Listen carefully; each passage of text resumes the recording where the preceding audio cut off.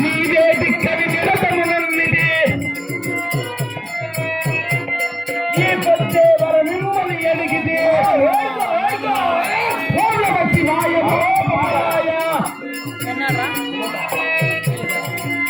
ఓం నమ శివాయ ఓం నమ శివాయ.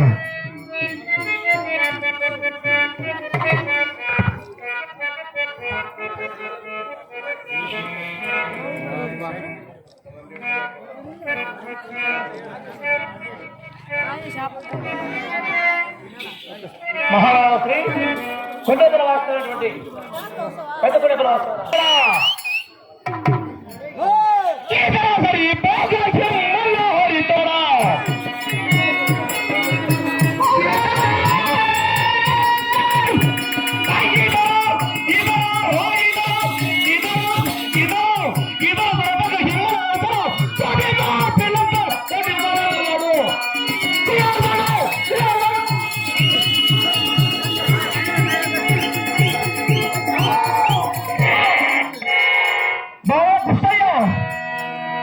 ఇదోడ ఏనకు పెట్టేది కాదు ముందు దేవసేన ఈ రణరంగంలో సుయోధుడు కటిక్కున్నాడు. వాడు మర్యాదగా రాడు, సోటిపోటి మాటలతో పిలిచి వస్తాడు.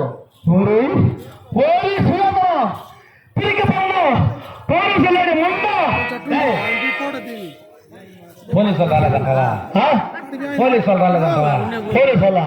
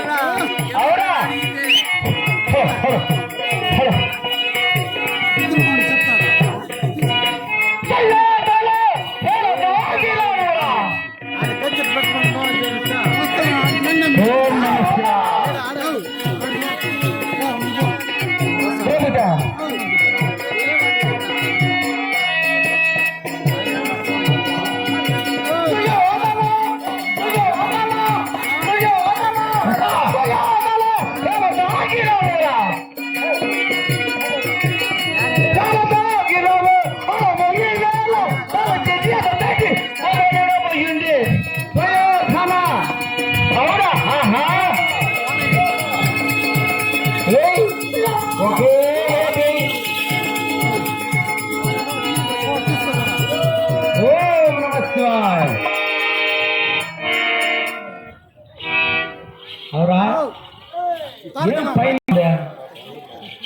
పైన నుంచే శబ్దం వస్తుంది, అలలు వస్తుంది. ఓం నమ శివాయ.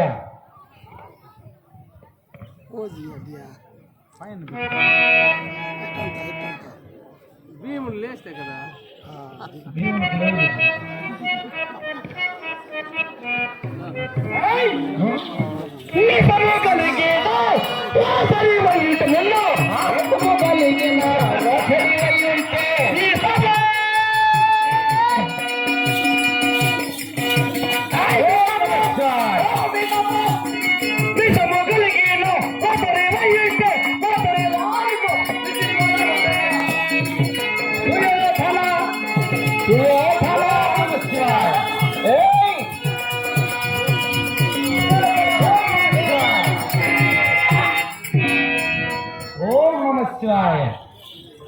అవునా?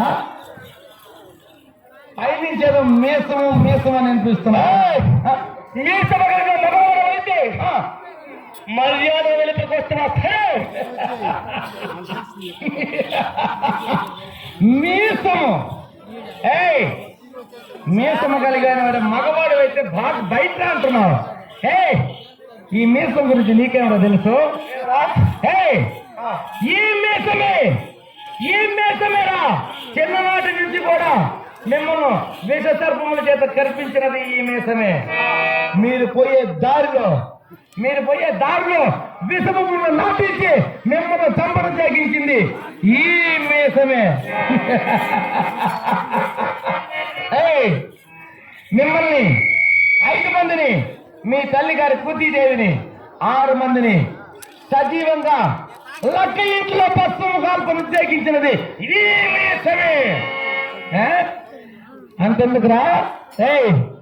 రాజులయ్యుండి క్షత్రియులయ్యుండి పిలక జుట్లు వేసుకొని ఈ బుద్ధి పొట్లు గీసుకొని మీసాలు తీసేసి ఒరే మీసం లేనోడా, ఒరే రోసం లేనోడా, ఒరే పౌరుషం లేని ముండ ఏకచక్రపుర గ్రహారంలో ఇంటింటికి దిక్కుమెత్తుకొని అన్నమో రామచంద్ర అమ్మ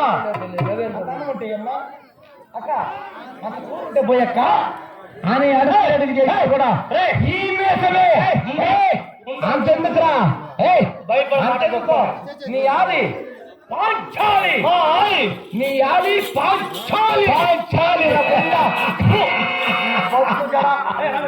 సభవారందరూ దొరుకుతుండగా కట్టు పుట్టములు ఊడిపించినది ఈ మీసమేరా. నీ కళ్ళానికి ఎప్పుడైతే నువ్వు నిన్ను సభలో కట్టుకుంటా ప్రేరేపించావు అప్పుడే నిన్ను కాదు నీకన్నా ముందు పెరిగాడు వాడు చంపిన పుట్ట. ఎప్పుడైతే మా అన్నగారు సోదరా సమయం కాదు ఓడలేమో మా అన్నగారు ఆగి కట్టబడి ఎవరికి ఉండవలసి వచ్చే లేకుంటే గుడ్డు కొడుతుంది. ఇప్పుడు కూడా చెప్తాడా, ఇప్పుడు కూడా ఈ మేసమే నేను నా బొమ్మ చుట్టూ బరికి చేసుకున్నాను. ఇప్పుడు కూడా నీ పెళ్ళం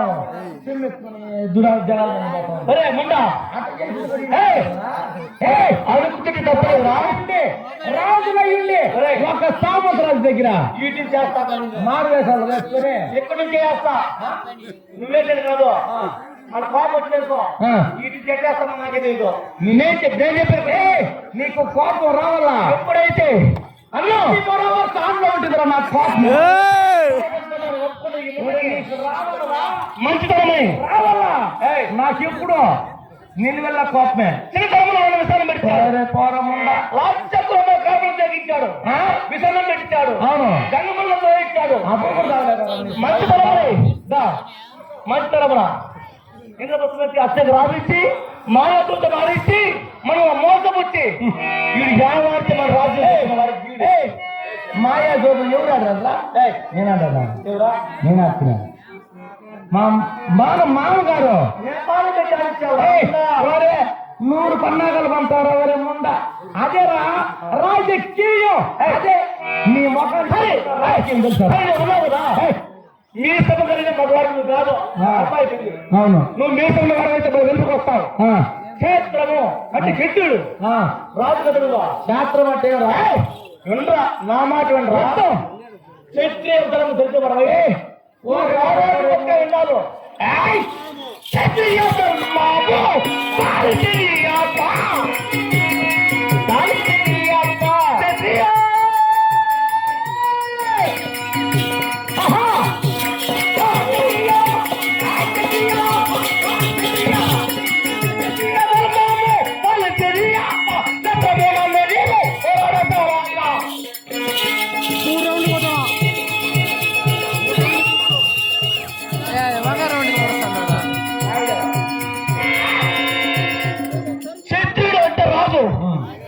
నువ్వు రాజుగా బతకావు కదా రాజు బతకావు మగవాడవైతే వెలుగులకు వచ్చే నీ సంగతి ఇప్పుడే చూస్తా. నువ్వు నా కోసం వచ్చావు క్షత్రియుడు అయితే బయట రాను నువ్వు కూడా క్షత్రియుడే కదా నువ్వు కూడా లోపలికి వస్తుందామా పెదకొండేపల్లి వాస్తవులు రవీంద్ర రెడ్డి గారు ఇప్పుడు కూడా బాగా మాత్రం అయ్యప్ప కుట్లు వేసుకుని చుట్టూ పరిగెత్తున్నావు రాజ ఆభరణాలు క్షత్రియము క్షేత్రం అంటేవి ఎట్టబక్కే రాజు ఒకరిని హింసించో ఎట్టబక్కి బక్కరా ధర్మాన్ని కట్టబడినా కాబట్టి ఒకరిని హింసించో ఒకరిని వంశించో మోసగించో సంపో లేకపోతే సత్యం రాజకీయం చేసేవాడే రాజు ఏమాత్రం కూర్చోవాలరా ఎట్లయితే వాడే రాజు రాజకీయం అంటే నీ మంచితనం ఎవరు కలవరు నీ మంచితనం క్రియేట్లో కలపరు ఎవరేముండా పౌరసేలని మాట్లాడదే ఎట్ట బతికినా రాజే రాజు రాజే జై దుర్యోధన చక్రవర్తికి ఇన్నిటికే ఓర్చుకున్నా వీడు మంచితనం నుంచి వస్తున్నాడా ఎన్ఆర్పురం వాస్తవ్యంలో పుణ్యవారు బతకరు శాస్త్రము ఈ రణానికి నిలవలేక దాక్కున్నా ఉంటున్నావు.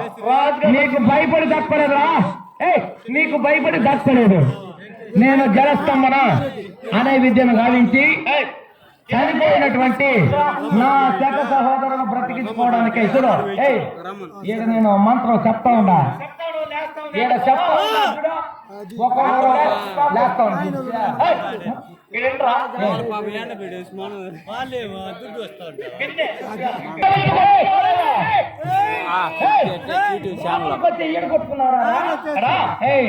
నిశ్వాస ఉచ్ఛ్వాసం లేకుండా నేను ఈ బడుగులో దాక్కున్నాను రా.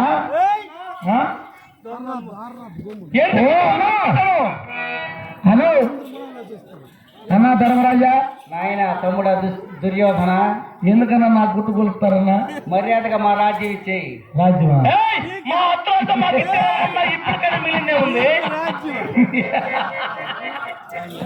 రాజ్యం రాజ్యం అడిగిన దానికి మీకు కావచ్చు పట్టినది అన్నా. నేను ఏ మడుగు మీద తీయటోరా.